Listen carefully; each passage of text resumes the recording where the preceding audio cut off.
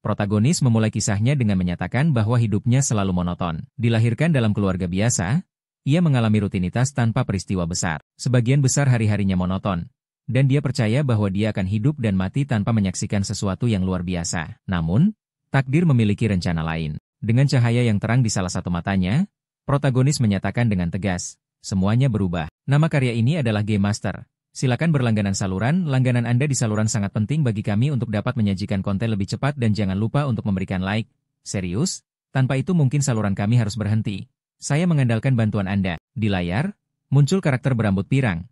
Dan dia menceritakan bahwa dia menemukan sebuah permainan bernama Pahlawan Takdir. Beginilah dia menjadi pemilik dunia. Kembali ke apartemennya, akhirnya dia merasakan kebahagiaan yang tulus karena sendirian. Bukan bahwa dia memiliki sesuatu melawan sekolah, tetapi saat menghidupkan komputer, satu pemikiran sederhana sudah cukup untuk membuatnya bahagia. Di dunia maya ini, dia adalah protagonis. Dia selalu lebih suka bermain game untuk satu pemain, di mana dia bisa menjelajahi berbagai kemungkinan sebanyak yang dia inginkan. Selain itu, ada cara untuk mengelabui aturan dan melampaui batas sistem, seolah-olah dunia itu diciptakan secara eksklusif untuknya. Namun, dengan tatapan ragu dan senyum malu-malu, dia mengakui, itulah yang saya percayai, tapi sekarang saatnya untuk memulai dari awal. Tanpa ragu, dia memulai siaran langsung. Tak lama kemudian, seseorang di obrolan bertanya, terkejut, apakah dia benar-benar melakukannya di tengah minggu. Dalam hitungan detik, layar dipenuhi dengan pesan-pesan provokatif, dengan penonton mengejek seorang penonton tertentu. Bertanya apakah dia adalah seorang yang menganggur yang bolos sekolah untuk menghabiskan sepanjang hari di depan komputer. Sampai seseorang bernama AGJ memberikan sumbangan 10 unit mata uang. Meskipun tidak terlalu banyak, dia senang karena sesuatu sudah lebih baik daripada tidak ada. Kemudian, seseorang bernama Dea mengirimkan sumbangan 1000 unit mata uang. Sekarang, dia bingung. Dengan gerakan tiba-tiba, dia menggenggam monitor dengan erat, menarik perhatian lebih banyak lagi. Obrolan menjadi gaduh, dipenuhi dengan pesan-pesan rasa ingin tahu dan kejutan. Siapa orang gila ini? Mereka bertanya berulang kali. Beberapa penonton sudah yakin bahwa dia akan menuntut pengembalian uang.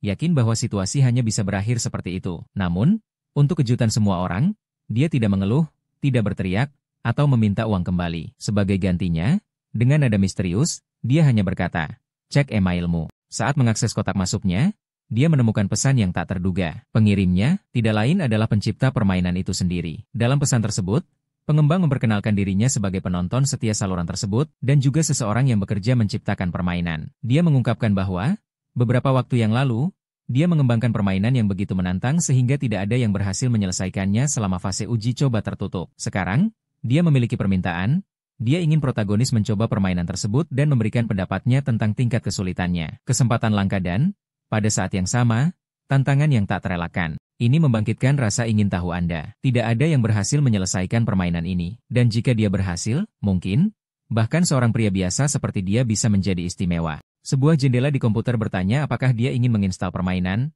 dan dia langsung menjawab iya. Dengan demikian, Heroes of Destiny dimulai. Pesan awal menjelaskan bahwa kerajaan Roke dihancurkan oleh kerajaan Japle pada tahun 294. Sejak lahir dengan sederhana, dia akan muncul sebagai jiwa yang tampaknya tidak berarti di tempat ini. Namun, takdir telah menyiapkan peran besar baginya, mengubah kerendahan ini menjadi kepahlawanan, berjuang untuk mencegah kebangkitan Raja Iblis. Saat naik ke tahta dewa, dia akan memperoleh kekuatan tertinggi untuk mewujudkan setiap keinginan. Di hadapan lautan yang luas, dia menganalisis grafik dan berkomentar bahwa mereka jauh di bawah apa yang dia bayangkan. Namun, menyadari bahwa permainan itu dikembangkan hanya oleh satu orang, dia mengerti bahwa itu adalah batas dari kemungkinan. Kemudian, dia mengetik namanya, memilih Mestre Dujogo, dan sebuah pesan selamat datang muncul, memperkenalkannya ke benua Ellen. Tiba-tiba, dia tersesat di tengah hutan yang lebat. Meskipun permainannya tampak biasa, ada sesuatu yang aneh. Tidak ada tutorial sama sekali. Hal itu tidak mengganggunya, tetapi segera dia menyadari sesuatu di depan. Kepala desa. Pria itu mengatakan bahwa dia tidak mengenalnya dan bertanya apa yang diinginkannya di sana. Protagonis merasa aneh karena tidak muncul kotak dialog. Dia memperhatikan dengan seksama kotak teks dan bertanya-tanya apakah NPC benar-benar akan mampu memahami apa yang dia ketik. Tertarik dan dengan rasa tantangan, dia memutuskan untuk menguji hipotesis tersebut. Dengan sentuhan keberanian, dia memasukkan pesan berikut. Serahkan semua uang, atau saya akan membunuh semua orang di desa. Sambil menunggu balasan, dia bersiap untuk mengetahui apakah sistem akan merespon seperti yang diharapkan atau membawa kejutan tak terduga. Dia menunggu dengan penuh harap jawaban dari pria. Tanpa ragu, pukul kepalanya dan tanya apa omongannya. Dengan itu, karakternya jatuh ke tanah. dan dia bingung. Apakah dia benar-benar bisa berkomunikasi dengan NPC? Permainan bertanya apakah Anda ingin mencoba lagi? Dan dia menjawab ya. Dia tidak akan menyerah begitu mudah. Kali ini, ketika orang tua mengajukan pertanyaan yang sama, dia menjawab bahwa dia lapar dan haus serta meminta bantuan. Orang tua itu merasa kasihan, membawanya ke desa dan meminta agar dia mengikutinya. Di dalam rumah kepala, dia diberikan cangkir dan diinstruksikan untuk minum agar tenang. Protagonis berterima kasih dan minum cairan tersebut, namun kemudian menyadari bahwa ia telah diracuni dan mati di kursi. Maka, sebuah ide muncul padanya. Mencabut kabel internet dari komputer. Tanpa koneksi ini, pembuat game tidak akan bisa mengontrol NPC. Namun, ketika kembali berinteraksi dengan orang tua itu, semuanya menjadi bermasalah dan aneh. Seolah-olah realitas digital telah kehilangan arahnya. Pada saat berikutnya, pesan muncul di layar. Dia dibunuh oleh kata-katanya yang ceroboh. Pada saat itu, dia menyadari bahwa mematikan internet bukanlah solusi untuk menang. Sementara itu, dia teringat bahwa pencipta permainan itu bernama Dea. Meskipun dia tidak bisa menentukan apakah itu adalah satu individu atau seluruh tim. Sudah lewat jam 1:30 pagi.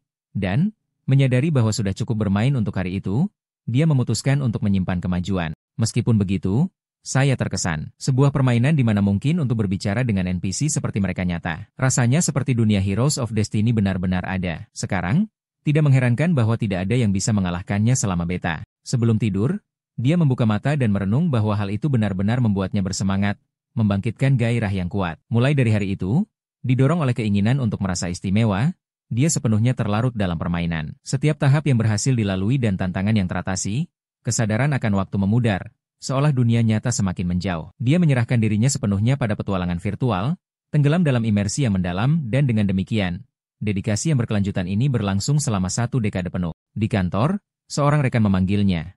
Oiro-san, dia adalah rekan kerja Anda. Dia mengatakan bahwa dia sudah mengirimkan file yang diminta olehnya, dan dia berterima kasih. Beberapa waktu kemudian, dia mengucapkannya selamat atas penyelesaian semuanya. Dia tersenyum dan juga mengucapkan terima kasih. Wanita sedikit malu, tidak tahu harus berkata apa. Setelah ragu sebentar, dia menyarankan untuk makan malam bersama sebelum pulang. Dan mungkin, setibanya di sana, mereka bisa makan malam kedua. Wajahnya jelas menunjukkan niatnya. Namun, Oiro meminta maaf dan mengatakan bahwa dia perlu pulang. Gadis itu terkejut, jelas kecewa. Sekali lagi, dia ditolak. Ini sudah terjadi sejak lama. Saya akan membiarkannya kali ini, karena hari ini adalah hari di mana dia akhirnya akan menyelesaikan permainan setelah 10 tahun. Benar? Malam berubah menjadi pagi. Protagonis diucapkan selamat karena menjadi manusia pertama yang masuk ke dalam peringkat para dewa dan terdaftar di ruang kehormatan. Dia bersinar, karena akhirnya berhasil menyelesaikan permainan. Tapi tiba-tiba, senyumnya menghilang. Selama bertahun-tahun, dia menanam impian untuk menjadi luar biasa dan menjadi seseorang yang istimewa. Dan, memang, dia berhasil mencapai tujuan itu. Namun, meskipun dengan semua kesuksesannya, hidupnya tidak pernah terasa begitu hampa. Dia mulai bertanya-tanya apakah tidak akan jauh lebih luar biasa jika dia menerima undangan dari rekan kerjanya pada saat yang krusial itu. Bodoh. Tetapi, setidaknya dalam permainan, dia merasa telah mengalami sesuatu yang unik. Dia mengingat karakter-karakter yang mencolok, Pangeran Hitam, Kardinal Caesar Labaro, Penyihir Celestina, dan banyak lainnya. Semuanya memiliki kepribadian yang begitu menarik sehingga terasa nyata. Dia menggosok matanya, pasrah, hingga suara tertentu menarik perhatiannya. Di layar, pesan baru muncul, apakah Anda ingin memulai petualangan baru? Tetapi peringatan berikutnya sangat jelas. Jika Anda memilih ya, Anda akan dipindahkan ke benua Ellen. Dan, setelah berada di sana, Anda tidak dapat kembali sampai menyelesaikan permainan. Dengan sekali klik, takdirmu ditentukan. Ditransportasi kembali ke benua Ellen, dia menerima peringatan yang jelas.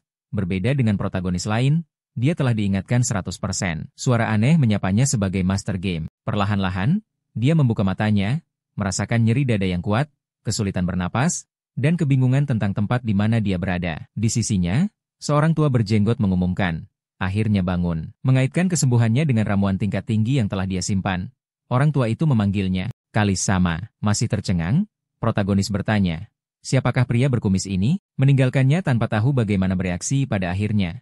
Sejauh yang ia ingat, sang penyembuh tidak pernah mengomentari ramuan yang menyebabkan amnesia. Pemuda itu tetap dengan tatapan sedih dan jelas bingung. Kemudian, seorang pria mendekat dan dengan suara pelan mengumumkan bahwa dia akan memperkenalkan diri lagi.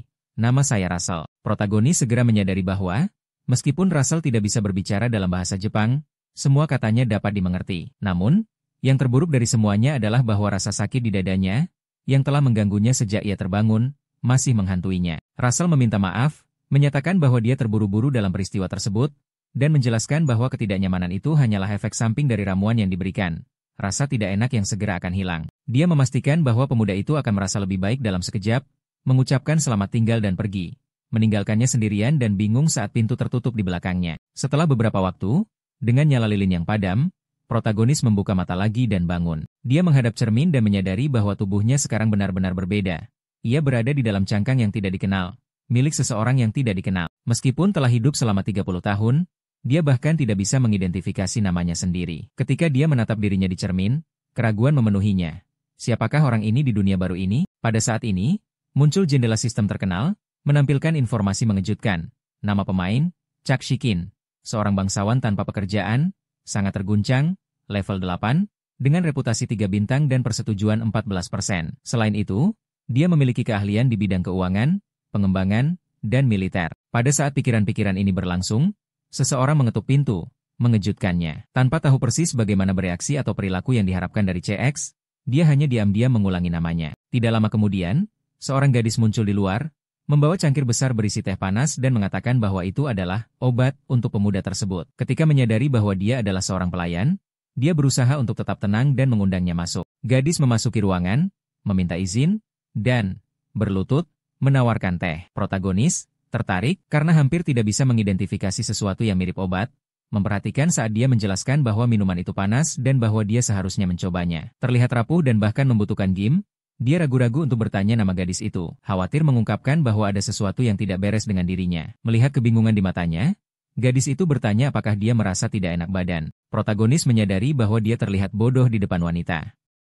Saat menganalisis bahwa Laila berusia 23 tahun, memiliki afiliasi dengan Keharyapatihan Kosala, kepribadiannya hati-hati, dan dia cukup kuat meskipun penampilannya. Protagonis menyadari bahwa aneh baginya bukan berasal dari Kabupaten Szczecin, dan karena dia kelas 3, kekuatannya sangat kuat, meskipun tidak bisa menggunakan sihir. Maka dia menyadari, dia menawarkan obat-obatan untuknya. Dia meminta agar dia minum sebelum dingin. Dia masih agak lambat. Dia menyadari bahwa jika dia bertindak aneh, dia bisa curiga bahwa dia bukanlah Kalis yang sebenarnya. Dia khawatir saat protagonis bertanya apakah dia baik-baik saja. Protagonis yang berada di tubuh pangeran mulai merasakan sakit di tubuh. Pria yang bermisu meminta maaf karena terlalu terburu-buru. Dia menjelaskan bahwa rasa sakit adalah hasil dari indera yang sebelumnya mati. Dia menyatakan bahwa protagonis membutuhkan waktu lebih untuk pulih. Maka dia pergi dan menutup pintu. Protagonis benar-benar merasakan sakit di seluruh tubuhnya. Lilin masih menerangi tempat itu. Protagonis menyadari bahwa hanya dia yang bisa melihat status tersebut. Namanya sekarang adalah Kalis Szczecin, berusia 15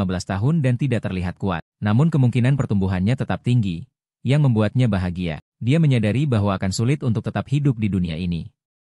Dia menyadari bahwa kali ini dia adalah pewaris seorang bangsawan besar. Dia memeriksa cermin. Sadarlah bahwa dia benar-benar menjadi orang lain sekarang. Maka dia menyadari sesuatu di jendela sistem. Dia menyadari atributnya. Dia menyadari hal yang jelas ketika dia menerima untuk pergi ke dunia ini. Bisnisnya serius. Dia menyadari bahwa sebelumnya dia bermain di dunia ini.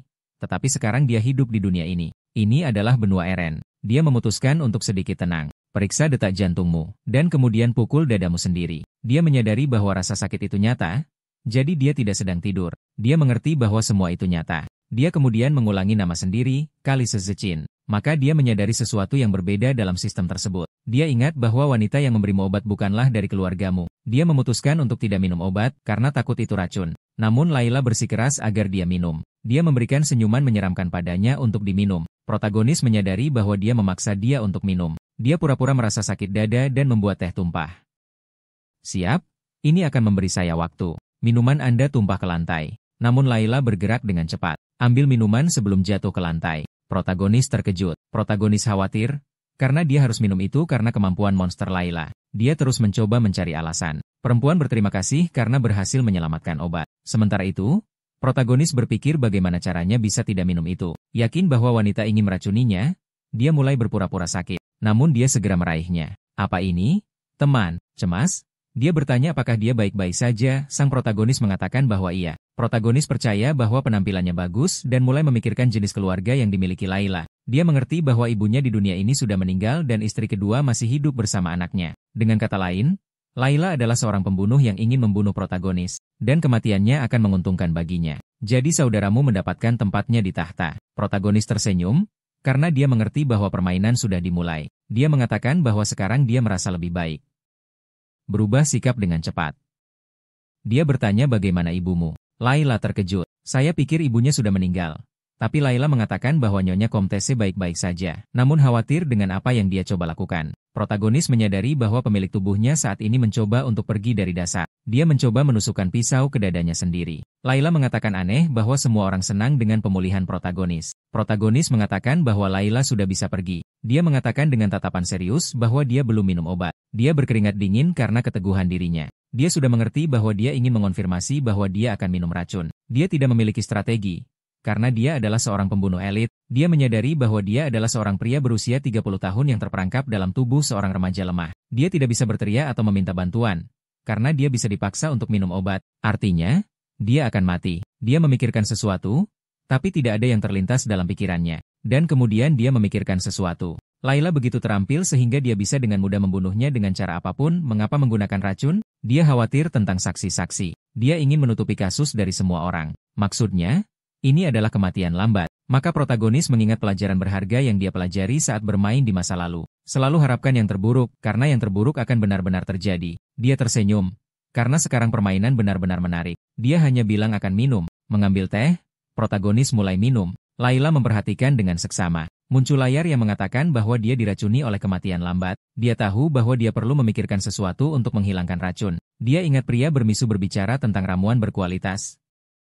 Pria yang bernama Russell. Protagonis meminta Laila untuk memanggil Russell. Dia bertanya mengapa. Dia menyuruhnya untuk diam, karena dia tidak perlu memberi penjelasan kepada seorang pembantu. Dia meminta maaf atas kelalaian. Protagonis berteriak agar dia diam dan patuh. Ramuan yang mereka gunakan padanya agar tidak mati.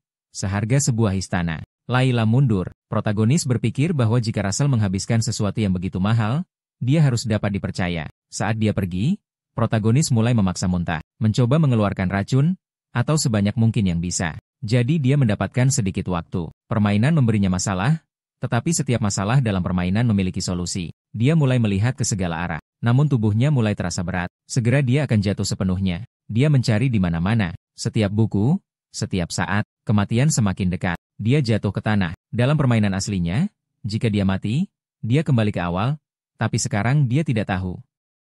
Pandanganmu mulai gelap, tapi dia menyadari sesuatu. Ada sesuatu yang tersembunyi di antara perabotan. Dia merangkak dengan kesulitan. Buka botol. Rasakan aroma botol itu. Bau ini sangat busuk, seperti susu basi. Dia ingat bahwa dalam permainan yogurt adalah jenis antitoksin terhadap racun itu. Tapi dia tidak tahu apakah susu kambing yang basi dihitung sebagai yogurt. Dia tahu bahwa dia tidak akan tahan lagi 1 menit dengan cara ini. Dia mengutuk Laila. Dan kemudian dia mulai minum sesuatu yang sudah rusak. Pandangannya semakin kabur. Russell muncul bertanya apakah protagonis baik-baik saja. Protagonis tidak mengerti. Dia membayangkan jika permainan direset, tetapi dia memutuskan untuk mengamati. Russell bertengkar dengan protagonis tentang kekacauan di kamar. Kemudian protagonis menyadari bahwa dia selamat. Dia terdiam, karena dia benar-benar selamat. Rasa takut hampir mati adalah sesuatu yang mengerikan. Dia memutuskan untuk bertahan dari segalanya.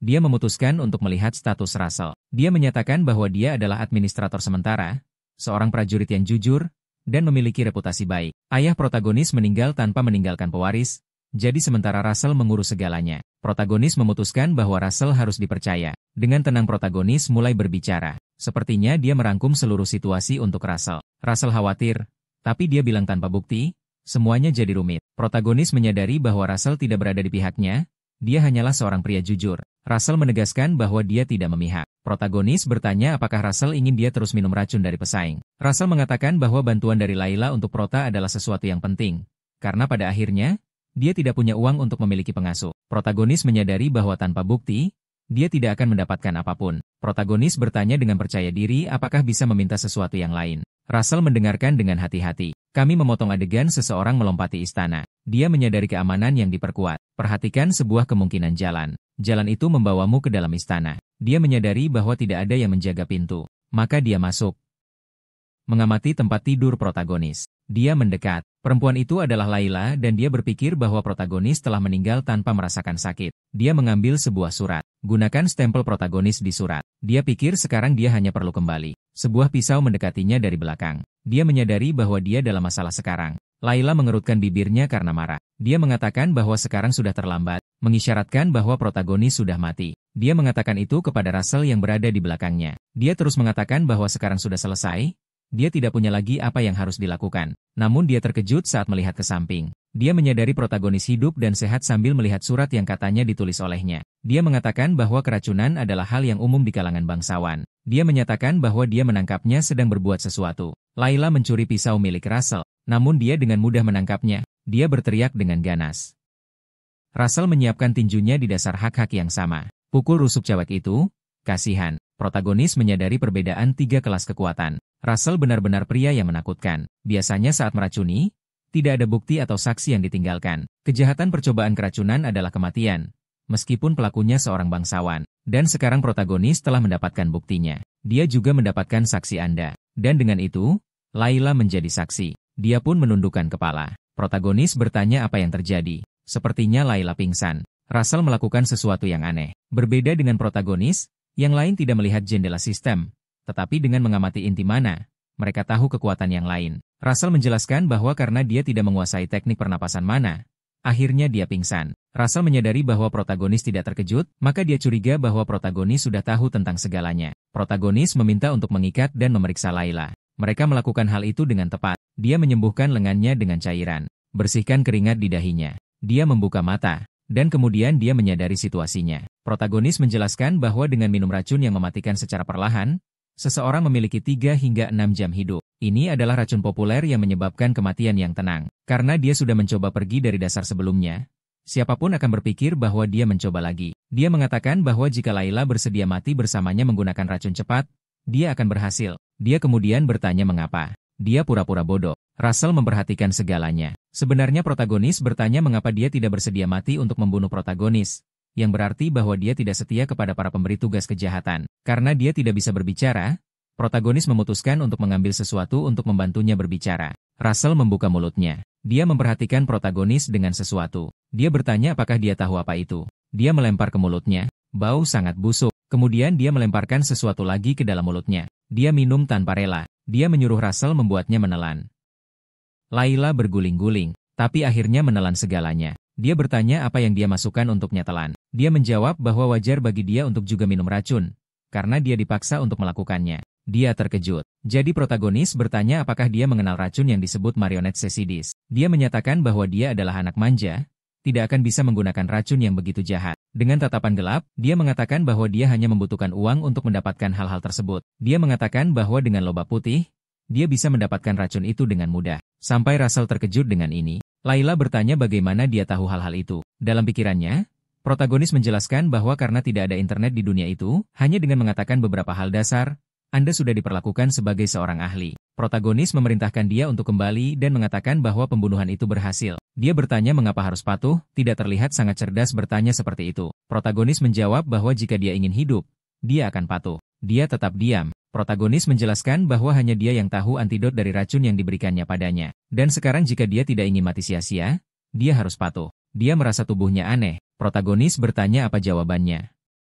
Dia mengatakan bahwa dia menerima dan meminta untuk segera dilepaskan. Namun protagonis tidak suka dengan cara dia berbicara dan mengatakan bahwa dia seharusnya lebih sopan jika membutuhkan bantuan. Maka dia mulai merayu untuk pertolongan. Russell tidak mengerti mengapa dia patuh, tetapi dia menduga bahwa dia sedang merencanakan sesuatu. Dia meminta agar dia merasakan belas kasihan padanya, tapi dia menjadi aneh. Dia melepaskan kentut karena protagonis memberinya susu kambing yang sudah basi. Protagonis memerintahkan untuk melepaskan Layla. Dia bertanya apakah protagonis yakin, karena dia mencoba membunuhnya. Dia mengatakan ya, karena dia adalah saksi penting. Russell bingung. Layla berteriak agar segera dilepaskan. Dia mengatakan bahwa dia hampir buang air besar di celana. Meskipun di luar istana, masih bisa terdengar dia kentut. Mereka melepaskannya, dan dia mengatakan bahwa dia akan patuh dan melaporkan bahwa pembunuhan itu berhasil. Dia keluar melalui pintu. Russell yang curiga bertanya bagaimana protagonis memperoleh begitu banyak pengetahuan. Protagonis mencoba bercanda dengan bertanya apakah dia akan percaya bahwa itu semua hanya dengan membaca buku. Russell mengatakan bahwa siapapun yang menulis buku seperti itu pasti sudah mati sejak lama. Tidak ada yang akan percaya bahwa dia berasal dari dunia lain dan juga terbangun di sana. Jadi protagonis bertanya apakah dia ingat belati dengan mana dia menusuk dadanya.